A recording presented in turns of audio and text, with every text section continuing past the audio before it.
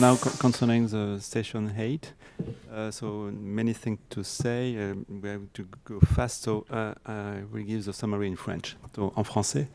Donc, la présentation pédiatrique numéro 8 concernait donc l'obésité de l'enfant, de l'adolescent. La première présentation, il y avait 3 présentations. La première présentation était faite par Anne Taguet, qui est psychologue clinicienne en Belgique. Et Anne nous a d'abord rappelé que sur le plan psychologique, l'enfant est soumis à des facteurs socio-environnementaux.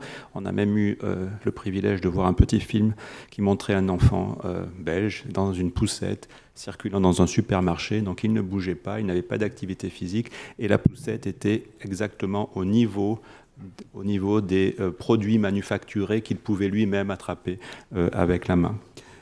Et le soir, après avoir fait ce petit voyage, le repas qui comportait des fruits et légumes par sa maman n'était pas pris, était refusé, tellement l'enfant avait pu avoir des snackings nombreux tout au long de la journée. À côté de ces facteurs sociaux, évidemment, il y a des facteurs psychologiques individuels. Et l'étude belge qui nous a été montrée était très intéressante parce qu'on distinguait 3 sous-types psychologiques, 3 profils psychologiques différents chez l'enfant et adolescent obèse. Le premier sous-type psychologique, profil psychologique, je décris comme des enfants adolescents avec un surpoids, ayant une pauvre estime de soi, et donc qui alternaient entre des prises alimentaires pulsionnelles et des restrictions alimentaires. Donc c'est ce qu'on appelle en français un peu le régime yo-yo, le haut, le bas. Ça, c'était le type 1. Le type 2, des adolescents avec une prise alimentaire de type émotionnel. Donc sur le plan affectif, c'était une réponse aux émotions, au stress qui se traduisait par une prise alimentaire.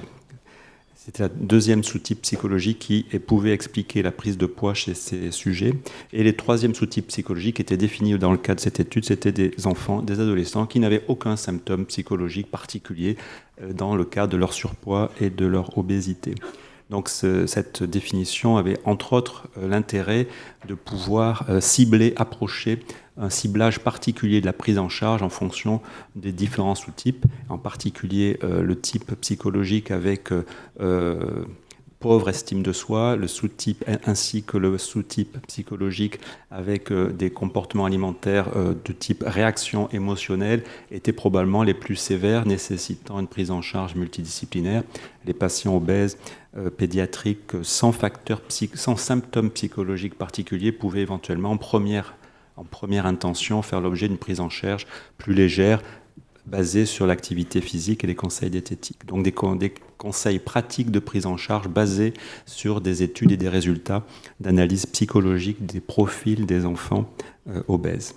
La deuxième intervention a été effectuée par mon voisin de gauche, donc le professeur Waghuber de Salzbourg, qui a une grande expérience en gastro-entérologie pédiatrique et en nutrition, a évoqué l'approche diététique chez l'enfant et l'adolescent obèse. Donc là aussi des rappels sur le contexte environnemental. On nous rappelait que de façon intéressante, dans la société moderne d'aujourd'hui, on avait des comportements alimentaires chez l'adolescent fille qui étaient plutôt excessifs vers les produits gras et sucrés, alors que les adolescents garçons étaient plutôt des consommateurs de soda et de soft drinks. Donc ça là aussi, peut-être une meilleure définition de ces catégories en suivant le sexe, par exemple, pouvait aider dans l'approche des conseils diététiques à donner. Sur le plan, par la suite, évidemment, le docteur Waghuber a défini un petit peu les grandes règles de la prise en charge diététique de l'enfant et de l'adolescent obèse. Et avant tout, il a évoqué la nécessité, comme souvent, d'avoir des marqueurs d'efficacité de la prise en charge de l'obésité. Donc on a insisté sur le fait que trop souvent, l'IMC, le BMI, est souvent le seul endpoint des études d'intervention. Or, il y a d'autres facteurs qui peuvent être aussi prise en charge pour évaluer l'efficacité, c'est-à-dire la trajectoire de la prise de poids. Une stabilisation est aussi un résultat positif, même s'il n'y a pas de diminution de l'IMC. La prévention ou la diminution de la survenue des complications peut être aussi considérée comme un résultat positif, même si l'obésité en tant que telle, l'indice de masse corporelle, le BMI, n'est pas forcément diminué. l'équilibre psychologique aussi peut être considéré, devrait être considéré dans les études d'intervention comme pouvant être un résultat à évaluer.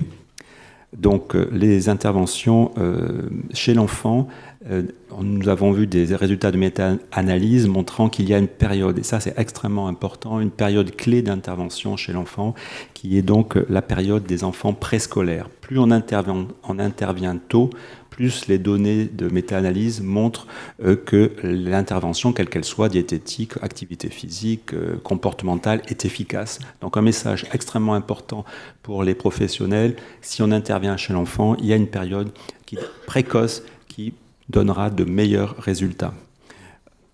Ensuite, donc, pour la fin, ont été listées les principales mesures diététiques qu'il faut rappeler aux médecins, aux professionnels qui prennent en charge les enfants et les obésitants. La prise en charge doit être progressive. On ne doit pas chercher absolument la perte de poids chez un enfant. L'enfant est un être en croissance positive et donc s'il stabilise son poids, le seul fait de grandir fera diminuer de façon très importante l'IMC. Sauf exception des cas extrêmement sévères, on ne recherche pas chez l'enfant obèse la perte de poids immédiate. La diététique doit être équilibrée, très rarement, exceptionnellement hypocalorique, elle est normocalorique. Je n'emploie pas le terme de régime, c'est une diététique variée, équilibrée, normocalorique. On essaye d'obtenir l'adhérence au long cours de façon permanente. Et même si c'est un peu trivial, mais le pédiatre que je suis, c'est des points très importants quand on donne des messages en consultation. Absolument, respecter le petit déjeuner le matin. Il y a beaucoup d'enfants obèses qui ne prennent pas de petit déjeuner. Pas de ce qu'on appelle en France le grignotage, no snackings all the day, pas de snacking fréquent. Évidemment, éviter le plus possible les produits industriels manufacturés très denses en calories, avoir une alimentation variée et, si possible, augmenter la quantité des fruits et légumes, c'est extrêmement important. Donc l'enfant doit avoir 3 repas principaux, matin, midi, soir, et au maximum 1 ou 2 snackings, pas plus. Éviter absolument l'hyperalimentation, c'est-à-dire l'augmentation en fréquence des prises alimentaires chez l'enfant, qui est quelque chose de très fréquemment observé chez l'enfant obèse. Et pour finir, donc dans les perspectives, il a été évoqué la nécessité d'établir encore mieux des guidelines européens et de bien définir les différents niveaux de prise en charge de l'enfant obèse, avec des prises en charge de premier niveau, au niveau des GP, des prises en charge de deuxième niveau, de troisième niveau, en fonction de la sévérité de l'obésité. Et enfin, pourquoi également impliquer au mieux, ce qui est très peu fait, en tout cas en France, les familles, les patients, dans les guidelines et dans la recherche. La dernière présentation, enfin, a été faite par le professeur David Tivette, qui est un chercheur, un nutritionniste à Clermont-Ferrand, sur le rôle de l'activité physique dans l'obésité pédiatrique. Donc, les points importants ont été les suivants. Alors, d'abord, j'ai été très intéressé par le fait qu'il faut faire attention à la nomenclature, et puisque l'activité physique n'est pas la même chose que la capacité physique. Autrement dit, que physical activity is different from physical fitness. Donc en français, c'est difficile pour nous. La nuance anglaise, de la langue anglaise, dans ce contexte-là, est meilleure.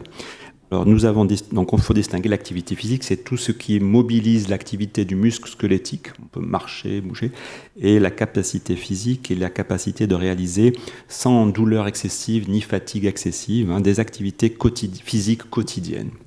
Donc, si j'ai bien noté, d'après l'Organisation mondiale de la santé, on considère qu'un enfant est actif s'il pratique plus de 3 heures d'activité physique quotidienne, alors jusqu'à l'âge de 6 ans, et entre 5 et 18 ans, on considère qu'un sujet jeune est actif s'il pratique au moins 60 minutes d'activité physique, sous contrôle du professeur Tevel. Et donc, par conséquent, ce qui avait été décrit, les études qu'ils ont montré des enfants obèses qui avaient non seulement une diminution de leur niveau d'activité physique, une diminution de leur niveau de la capacité physique, physical fitness, était aussi diminuée. Et donc, cette capacité physique diminuée était portée essentiellement sur la capacité aérobie et pas vraiment sur la force musculaire. La force musculaire était maintenue à la condition que le sujet pédiatrique obèse il avait la nécessité de recruter plus d'unités musculaires au niveau tissulaire, c'est-à-dire que la force musculaire était maintenue chez l'enfant et l'adolescent obèse, mais au prix de ce recrutement tissulaire musculaire qui était responsable probablement d'une fatigue qui apparaît à ce moment-là plutôt pour un effort musculaire comparable à un sujet normal.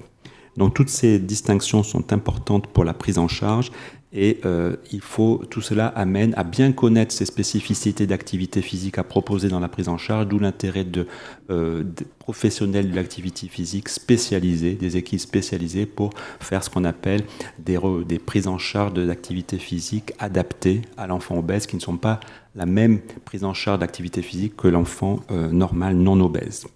L'activité enfin physique ne se réduit pas, et ça c'est très important, c'est même assez nouveau, vu des mécanismes physiopathologiques relativement récents. L'activité physique, enfin j'ai noté, ne se réduisait pas à l'augmentation de la dépense énergétique, mais aussi pouvait s'accompagner d'une augmentation de l'appétit sur le plan physiologique, et donc il fallait tenir compte de cet élément-là aussi pour ne pas juger parfois l'absence d'efficacité de l'activité physique uniquement par le fait que c'est un échec, mais probablement il y a aussi des situations où cette activité physique chez le sujet obèse peut entraîner son appétit, donc il faut le savoir pour pouvoir jouer sur cet élément. Voilà.